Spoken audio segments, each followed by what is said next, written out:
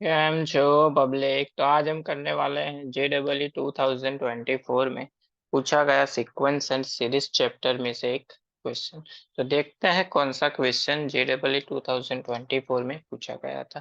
तो क्वेश्चन कुछ ऐसा था, इन अ जीपी T1 टर्म्स हमको दी गई है is equal to 2, T2 second term हमको दी गई है is equal to P, T3 यानी कि थर्ड टर्म हमको दी गई है Q।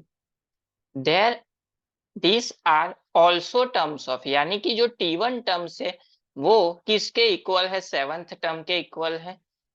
T2 टर्म्स जो है वो एट्थ के इक्वल है एंड T3 जो है वो 13 टर्म्स के इक्वल है। If fifth term of GP is equal to क्या है, n टर्म्स ऑफ एपी है, then n is equal to क्या होगा वो हमको फाइंड आउट करना है। तो सबसे पहले हमको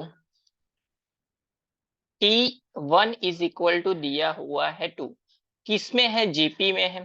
तो जीपी में एन टर्म्स की फॉर्मूला क्या होती है, A N is equal to A are raise to N minus one.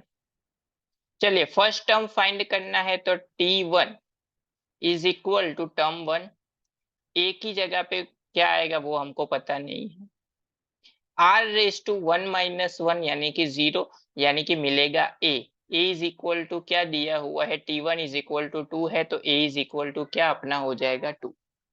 चलिए उसी तरह से A2 इज इक्वल टू क्या होगा, second term, a are raise to two minus one यानी कि मिलेगा क्या, a r is equal to second term is equal to क्या है P, a is equal to क्या मिला था two, therefore two r is equal to क्या मिल जाएगा P, therefore r is equal to हो जाएगा P/2।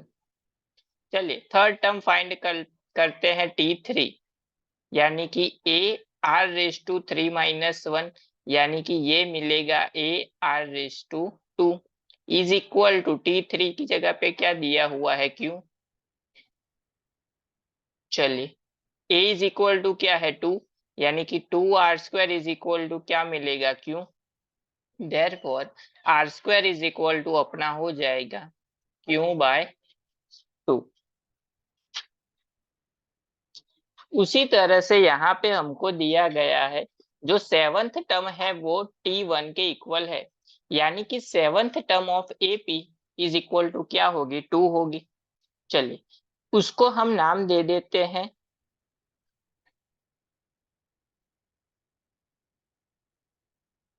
उसके लिए AP के फॉर्मूला क्या है, AN is equal to A plus n-1 into D, लेकिन इसका A और इसका A क्या है, डिफरेंट है, तो इसको हम नाम दे देते हैं A डैश। चलिए तो यहाँ पे A1 इज इक्वल टू क्या है,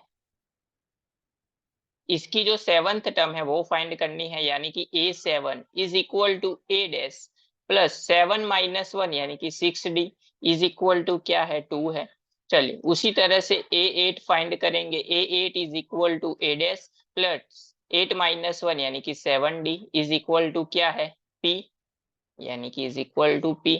चलिए उसी तरह से A13 फाइंड करते हैं, तो A डैश प्लस 13 - 1 यानी कि 12D इज इक्वल टू क्या है, Q। इसकी थर्ड टर्म ये सब इक्वल है। चलिए इसको सिंप्लीफाई करके हम D की वैल्यू फाइंड करेंगे एंड P की भी, R की भी वैल्यू फाइंड करेंगे।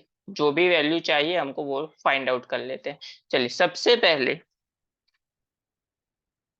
हम इन दोनों इक्वेशन को वन टू एंड थ्री नाम दे देते हैं। चलिए सबसे पहले वन एंड टू को सिंप्लीफाई करते हैं, तो क्या मिलेगा, वन एंड टू को अगर सॉल्व करेंगे तो A dash plus 6D is equal to हो जाएगा two, A dash plus 7D is equal to हो जाएगा P। सभी जगह पे माइनस माइनस माइनस, ये दोनों कैंसल आउट, 6 - 7 हो जाएगा -1, यानी कि -D इज इक्वल टू मिलेगा 2 - P। इसको उल्टा कर लेते हैं, तो D इज इक्वल टू क्या मिलेगा, P-2। D is equal to मिल गया अपने को P-2, 2। हमारे पास यहाँ पे p/2 इज इक्वल टू क्या है, r है, तो इसको हम 2 से डिवाइड कर देते हैं तो क्या होगा, d/2 is equal to p/2 minus 2/2, 2/2 cancel 1, d/2 वैसे का वैसा, p/2 की जगह पे क्या आ जाएगा, r, तो हो जाएगा r-1, 2 को सामने भेज देते हैं तो d इज इक्वल टू मिलेगा 2 इंटू r-1। ये एक इक्वेशन हमको डी का मिल गया। चलिए उसके बाद इन दोनों को सॉल्व करते हैं। a dash plus 7d is equal to p and a dash plus 12d is equal to q। Minus minus minus, ये दोनों कैंसल आउट, 7 माइनस 12 होगा -5d, ये हो जाएगा p माइनस q। उल्टा कर देते हैं तो क्या मिलेगा, 5d is equal to q minus p। q की वैल्यू पता है क्या है, 2r², p की वैल्यू पता है 2r। चलिए पुट कर लेते हैं तो क्या हो जाएगा, 5d इज इक्वल टू हो जाएगा, p इज इक्वल टू है 2r and q is equal to है 2r² माइनस 2r। इन दोनों में से 2r कॉमन, तो 5d इज इक्वल टू अपने को मिलेगा 2r इंटू r-1। तो d के दो इक्वेशन मिले, ये फर्स्ट वाला एंड ये सेकेंड वाला। इन दोनों को कर देते हैं अपन डिवाइड, तो अपने को r की वैल्यू मिल जाएगी। चलिए सबसे पहला इक्वेशन मिला था 5d upon 5d is equal to 2r into r-1 से को डिवाइड करते हैं सेकेंड इक्वेशन से d 2 इंटू r-1 से, d cancel, 2 cancel, r-1 cancel, तो r इज इक्वल टू क्या मिल गया, डायरेक्टली मिल गया, r इज इक्वल टू 5।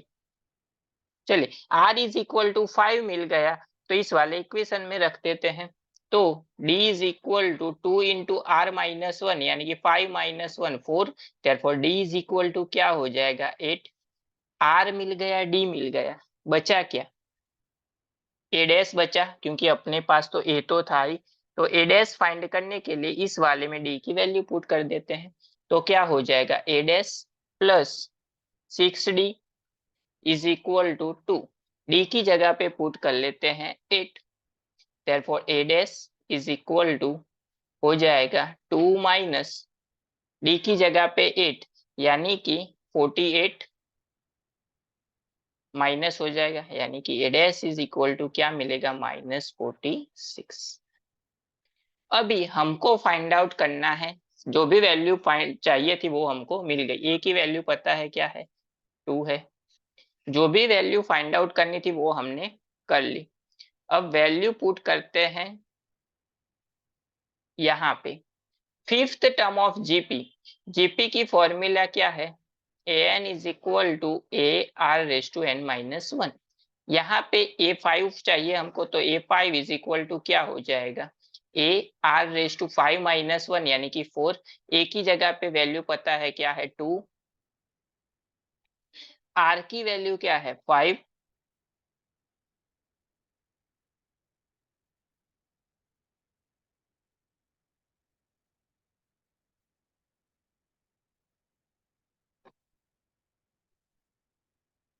यानी कि 5⁴,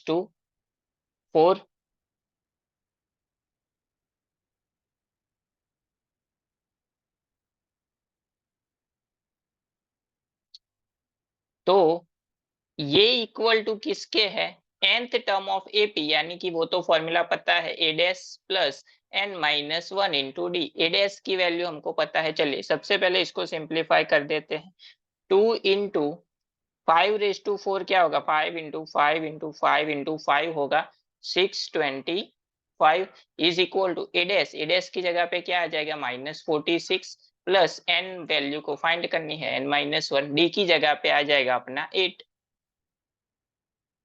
चलिए सिंप्लीफाई कर देते हैं, इसका मल्टीप्लाई कर देंगे 2 से तो हो जाएगा 1250, ये इस साइड आ जाएगा तो +46 is equal to n-1 into 8।